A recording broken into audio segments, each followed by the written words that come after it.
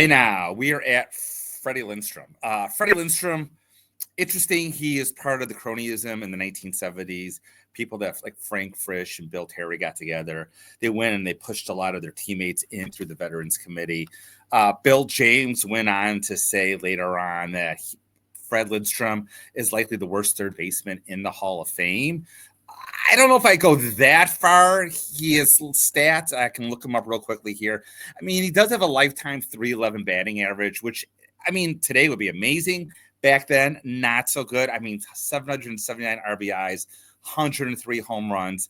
At the time, again, he played before the All-Star. Well, I guess the All-Star game did exist, but his primary great dates were with the Giants from 1924 to 1932. McGraw really liked him. And I don't want to say he's the worst of the cronyism players. There are definitely much worse in Ross Young's, Jesse Haynes.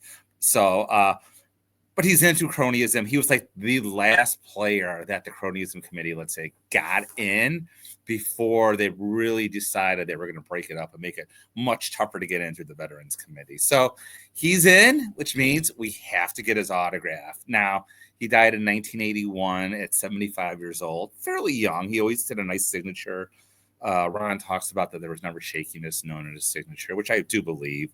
In addition to that, even though he wasn't on the mass signing circuits, they didn't have him quite yet when he passed away. He was still an excellent signer, either through the mail or in person when he went to the Hall of Fame induction ceremonies.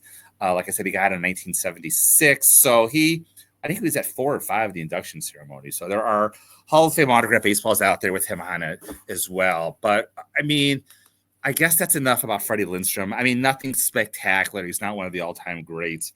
As you can imagine, and we'll look into this, his autograph is not expensive at all. Of course, unless you're looking for single-sign baseballs, then you're talking thousands and thousands of dollars. So without any further ado, let's take a look at the autograph analysis of Freddie Lindstrom. Share my screen. Not that one. I always do that one. I don't know why. Hold on. Here we go. Let's take a look at those. So again, there's a lot of these like George Brace photos out there with Freddie Lindstrom. And I'll tell you what I look for usually is the F usually comes down. You usually have this triangle down here, swoops around. It's kind of looks like the R and the E kind of looks like an N to me. Again, he was very good about signing all the letters in his names. Believe it or not, there is a break, usually between the L and the I. The L is usually the highest letter of the name, and usually it comes down. The D as well usually comes down very hard like this. And then straight down. And then the S usually starts below, as you can see right here, the rest of his autograph right here. Signs his full name, and then a nice flare through the T as well right here. Again, this is a single sign baseball. My guess it was signed through the house. I think it's good. It's a really nice signature. Again, this signature today is worth a couple $1,000s. Again, the F kind of flares up over here. You see that triangle right here with the F. Again, the R, it kind of looks like almost like an N to me. You can see the N and the E. This is probably signed towards the end of his life. Again, it's signing a little bit slower, but still has a lot of flair. Like I talked about, the L goes down right through the Lindstrom. The D comes down. You can see the S starts below the rest. You see that the S is below the rest of his signature and autograph. Again, this is what you're looking for. Again, this is probably, again, an older one. I want to talk about this F a little bit later some more. You don't see that triangle we talked about. Again, this is probably signed closer to his playing days. But again, the L still comes down right here. The D comes down. You see how the S is dropped down below the rest of the autograph right here. Again, that's what you're looking for. Again, this is the signed Gowdy. We're going to talk a little bit about this Gowdy later. Ron thinks there's some forgeries out there. Of course, I agree with Ron. I think Ron's right most of the time. You see how the F, again, you see that triangle right here loops around. So now you can see that nice N that I was talking about, the DD. This is a rare instance. This is not impossible, but it's uncommon where he signed as a Y instead of an IE with the Freddie. But again, the L, again, this is, again, another rare time where the L goes straight into the I. Again, this is very uncommon right here. The D, nice flare down. The S, you can see, is below the rest of the autograph. And a T with a nice flare. So again, I think this one is real per se. Again, this is a government postcard from 1925, a beautiful career autograph during his career. Again, 1925 government postcards were very rare, not impossible as you can see, but they were not common at all.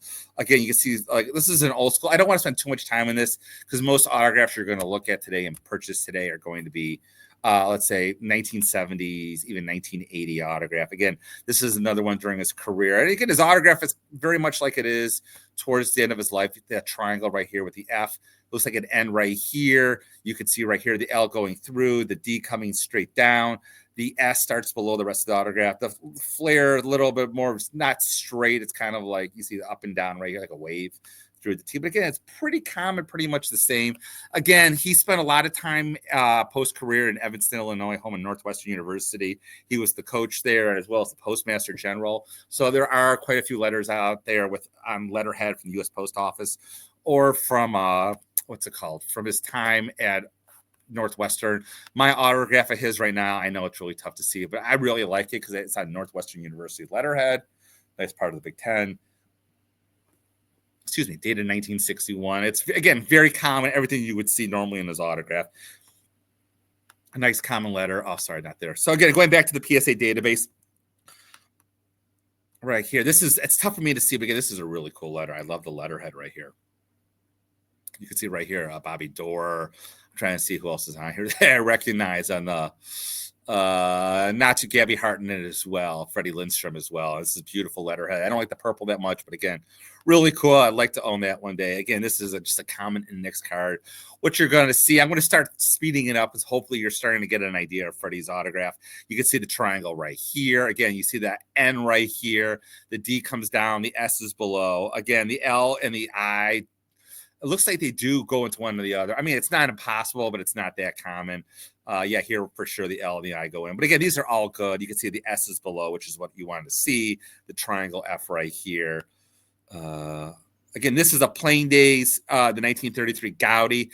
This one is a little different to me. I still think it's good, though. But you see how it loops around right here. The D comes straight down. But again, I think these are the ones that Ron's talking about that he's not a real fan of, especially with how this F is. You don't see that triangle that we talked about. So these are the ones I think Ron says, just be careful if you're going to buy a Plain Days card. I want to rush through these because, again, they all start looking the same to me. And I think now we've gone through them all. No, we haven't. There's this one. But again, this is a really old autograph. This is not what you're going to see most common. So, again, finally, a single sign baseball. Again, this is a nice single sign baseball. This is a couple $1,000s. I think it's sold on Heritage. Again, you see that triangle right here, which you want to see. The S down, the L. So, actually, this is kind of weird to me. I'll be honest, but I don't think I think it's bad. I think it's still good, but the M is kind of like two M's. But anyways, I think it's still good. So I just want to look at a couple autographs right here. Again, this is the 1933 Gaudy. I think is good. This is a good Freddie Lindstrom. So you want to see that triangle right here. Has a nice flare down with that D. The S is below. You can see right here. Yes, he signed it with a Y and not with an IE that we talked about. But we compare this to this one right here. This is just really, like, look at this one right here, and let's look at this one right here.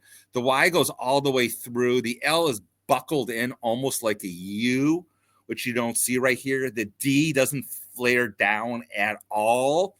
You spot that D again. Let's look at this D, how it flares down. See how this one right here doesn't flare down at all. Almost goes into the S. Again, that F. You don't see that triangle right here like you want to see here. So again, when Ron talks about poor Freddie Lindstroms that may be fake, I think this is like the one he's referring to as well.